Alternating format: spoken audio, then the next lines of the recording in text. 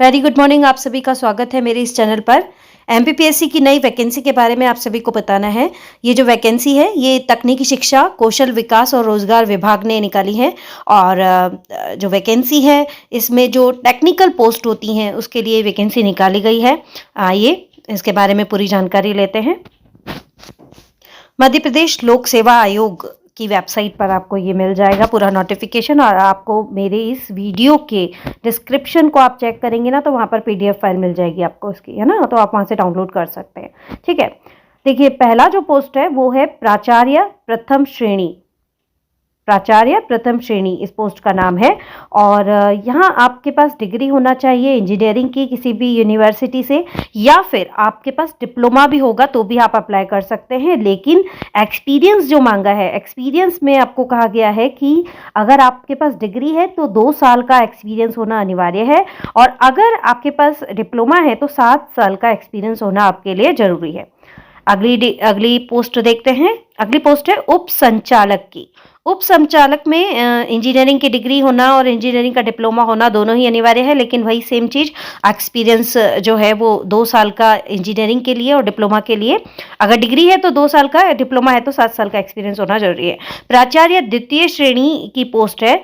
इस पोस्ट में भी सेम चीज अप्लाई हो रही है, लेकिन अनुभव जो है, अनुभव में आपको डिफरेंसेस देखने को मिलेंगे। यहाँ जो अनुभव है वो 5 साल का अनुभव मांगा गया है। सहायक संचालक की पोस्ट है टेक्निकल में, तो यहाँ पर भी आपको अनुभव जो है वो 5 साल का अप्लाई होगा आपका। अगर आप ये क्वालिफिकेशन रखते हैं तो आगे देखिए, क्योंकि आगे और भी पोस्ट है कुछ जिनके बारे में मैं आपको बताने वाली हूँ। इसी नोटिफिकेशन के साथ हैं वो पोस्ट।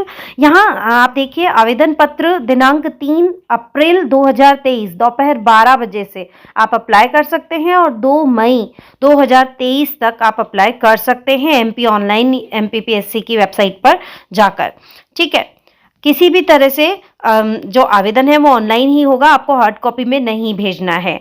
आयु के बारे में अभी आगे डिटेल में बताया है, लेकिन आयु की जो गणना होगी वो 1 जनवरी 2024 के आधार पर होगी। और जो आप जानते ही हैं, जो आपकी 10th की मार्कशीट होती है उसमें जो डेट ऑफ बर्थ लिखा होता है वही अप्लाई होता है। ठीक है, शुल्क आप ऑनलाइन पे कर सकते हैं, क्योंकि आप ऑनलाइन फॉर्म भरेंगे तो ऑनलाइन ही आपको शुल्क पे करना है।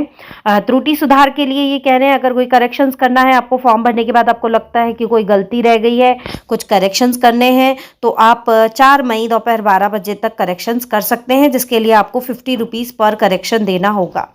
ठीक है, आगे इंपॉर्टेंट चीज़ें देख लेते हैं। देखिए आपकी जो क्वालिफिकेशन है वो मैंने आपको बता ही दिया, साथ ही साथ आपको जो है रोजगार पंजीयन भी होना चाहिए आपका। आप जानते हैं कि आप अगर मध्य प्रदेश के मूल निवासियों को जीवित रोजगार पंजीयन आवेदन करते समय आवश्यक नहीं है, किंतु ऐसे अभ्यर्थियों को साक्षात्कार के समय मध्य प्रदेश के रोजगार कार्यालय का जीवित पंजीयन प्रमाण पत्र अनिवार्यतः प्रस्तुत करना अनिवार्य होगा।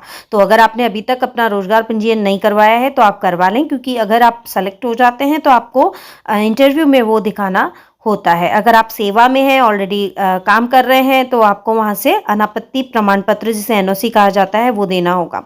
ठीक है, तो आपको फिर रोजगार पंजीयन नहीं दिखाना होता।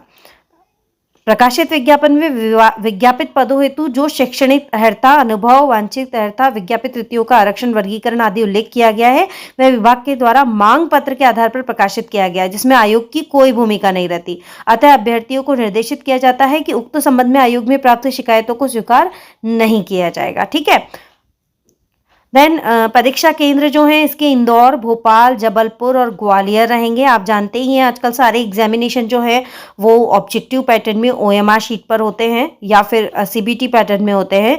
तो ऑब्जेक्टिव रहेगा, ओएमआर शीट आपको फिल करना होगा। 4 सेंटर हैं मध्य प्रदेश में, इंदौर, भोपाल, जबलपुर, ग्वालियर। और यहाँ ये भी मेंशन कर रहे हैं कि विभिन्न श्रेणियों हेतु विज्ञापित पदों के 3 गुना तथा समान अंक प्राप्त करने वाले अभ्यर्थियों को साक्षात्कार हेतु आमंत्रित किया जाएगा। आगे सारी डिटेल है, सिलेबस वगैरह सब कुछ है, मैं आपको धीरे धीरे बता रही हूँ सारी चीजें। आप पूरा वीडियो ध्यान से देखें। देखिए आगे परीक्षा के नियम आ जाते हैं।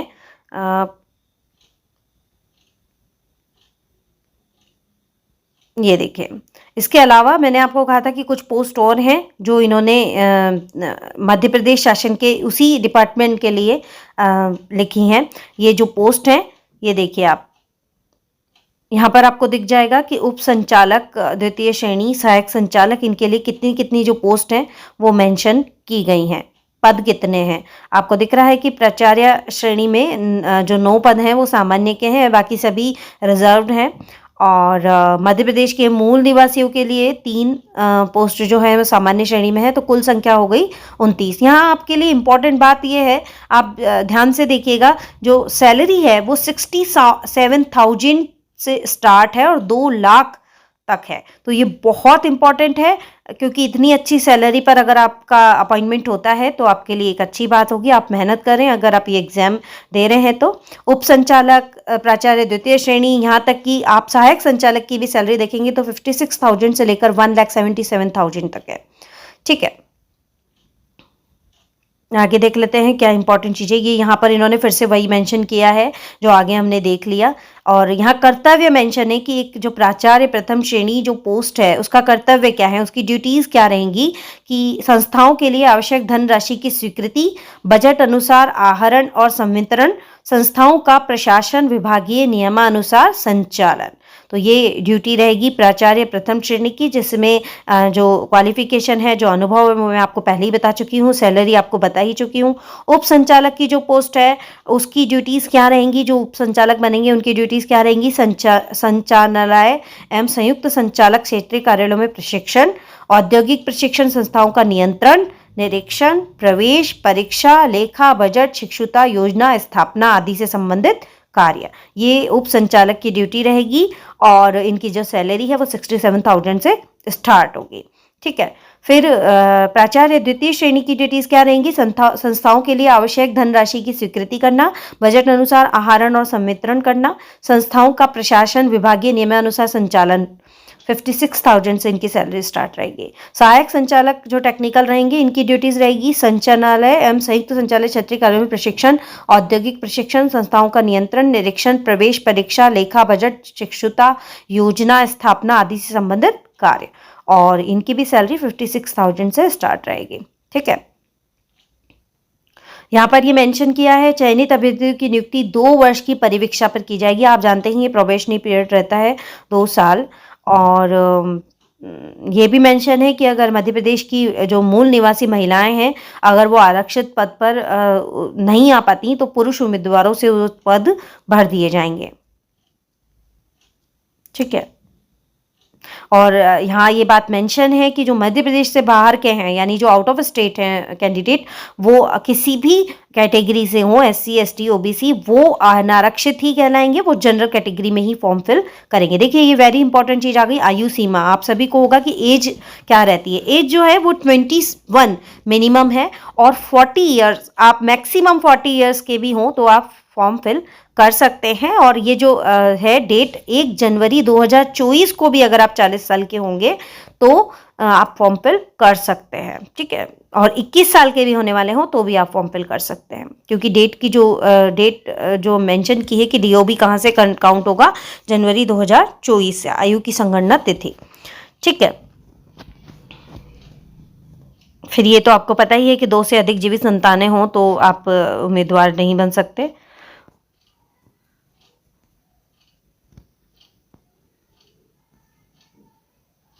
ठीक है, अब इम्पॉर्टेंट चीज़ों पर आते हैं। ये सारी वही कॉमन चीज़ें हैं जो आप हमेशा से देखते आए हैं। अब मैं आपको बताती हूँ इसका सिलेबस क्या है। MPPSC की वेबसाइट पर ही आपको सिलेबस भी साथ ही साथ मिल गया है। सिलेबस क्या है वो देख लीजिए, और एग्ज़ाम जो है वो किस तरह से होगा, एग्ज़ाम का पैटर्न क्या रहेगा वो हम देख लेते हैं। तो देखिए, परीक्षा जो है वो हम कह सकते हैं 2 पेपर रहेंगे, लेकिन एग्ज़ाम साथ में ही होगा 3 घंटों में। 3 घंटे का पेपर रहेगा जिसके 2 पार्ट होंगे। पहला जो पार्ट रहेगा उसमें MP से रिलेटेड क्वेश्चन आएंगे, मध्य प्रदेश राष्ट्रीय और अंतर्राष्ट्रीय स्तर का सामान्य ज्ञान और कंप्यूटर का आधारभूत ज्ञान। आप देख पा रहे हैं कि 150 नंबर का जो क्वेश्चन रहेगा, पेपर रहेगा, वो पार्ट A का रहेगा MP का। लेकिन 300 नंबर के जो क्वेश्चन आएंगे वो आएंगे इंजीनियरिंग से, इंजीनियरिंग, कौशल विकास और व्यावसायिक प्रशिक्षण से। तो 300 और 150 टोटल हो गया 450। 450 का आपका एग्ज़ाम रहेगा जो कि OMR शीट पर होगा, और फिर आपके इंटरव्यू होगा 50 नंबर का, ऐसे करके टोटल हो जाता है 500।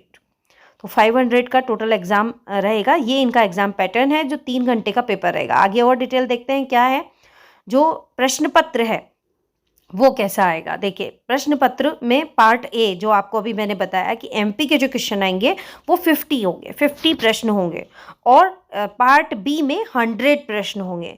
तो यहाँ से ये पता चल गया आपको कि अगर 50 प्रश्न है और 150 नंबर का पेपर आ रहा है तो आप समझ गए कि 3 नंबर का एक प्रश्न हो गया। और सेकंड में भी 100 क्वेश्चन है और 300 नंबर टोटल है तो 3 नंबर का एक क्वेश्चन हो गया। यानी आपके सारे ही क्वेश्चन 3 मार्क्स ईच क्वेश्चन रहेगा और जो टोटल मार्क्स रहेंगे वो 450 रहेंगे। साथ ही साथ अब आप कहेंगे कि क्या यहाँ पर नेगेटिव मार्किंग है, तो हाँ यहाँ नेगेटिव मार्किंग मेंशन है। इन्होंने कहा है कि देखिए सबसे पहले तो आप देख लीजिए सामान्य ज्ञान के प्रश्न पत्र में 40% अंक और पार्ट बी में 40% अंक पृथक पृथक प्राप्त करना अनिवार्य होगा। तो ये हो गई मिनिमम आपके मार्क्स कितने आने चाहिए। आप पास कब होंगे, जब आपके मिनिमम 40% मार्क्स आएंगे। अगर पहले पेपर में 40% मार्क्स नहीं आते तो वहीं आपके जो कॉपी चेक होना बंद हो जाता है, आपके सेकेंड पेपर को चेक नहीं किया जाता। साथ ही साथ देखिए नेगेटिव मार्किंग का पैटर्न क्या दिया है इन्होंने, 3R-W। R का मतलब है सही उत्तर, W का मतलब है गलत उत्तर। तो 3 अंक जो सही उत्तर के होंगे उसको मल्टीप्लाई करें 3 से। 3 सही उत्तर पर एक गलत उत्तर के माइनस होंगे, है ना।